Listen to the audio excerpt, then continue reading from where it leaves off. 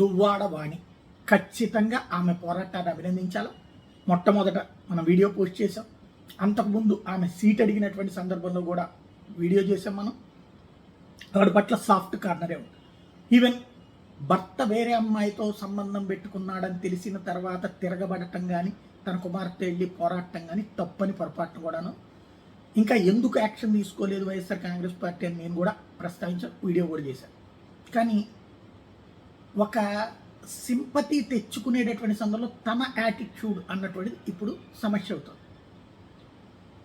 భర్త పట్ల కంటే కూడా రాజకీయ అధికారం కోసం, లేదంటే రాజకీయం కోసం తన కుటుంబాన్ని వీధులు పెట్టుకుంటుంది అన్నటువంటి విషయం కనబడుతుంది. అందులో ఒకటి, ఇప్పుడు తను అడుగుతున్నది ఏంటి, భర్త ఇల్లు ఖాళీ చేసేసి, అంటే ఉన్నది తను ఆల్రెడీ ఆస్తంతా రాసి ఇచ్చారని వాళ్ళ అమ్మాయి చెప్తుంది, తను చెప్తున్నారు.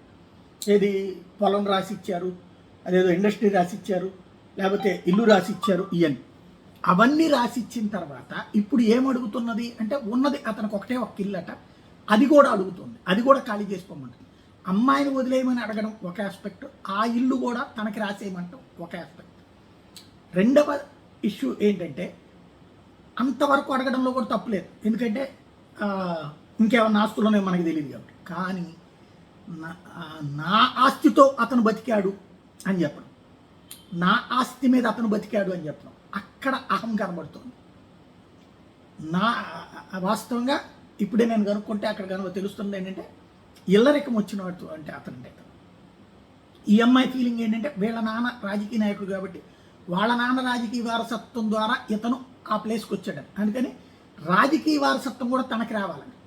అంటే అక్కడ ఇగో క్లాష్ ఏంటంటే, నా కుటుంబం మీద ఆధారపడి బతికినోడు అన్నట్టు ఏదైతే అతను చెప్పాడో దువ్వాడ, అది కరెక్ట్. నిత్య అవమానాల పాలవుతున్నప్పుడు, అంటే ఇంట్లో పాలేరుని పనుని చూసినట్టుగా భర్తను చూస్తే నెక్స్ట్ ఏం చేస్తాడు, అట్లాంటి తప్పుడు మార్గాలకు వెళ్ళి ఆ తప్పుని నేను సమర్థించను.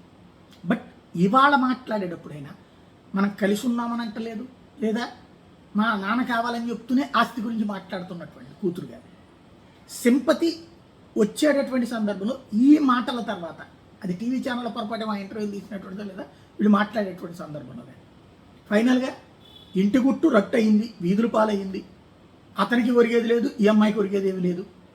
మేబీ ఈ కాన్సెప్ట్తో రేపు పొద్దున్న రాజకీయ నాయకురాలు అవుతుందేమో చూడాలి.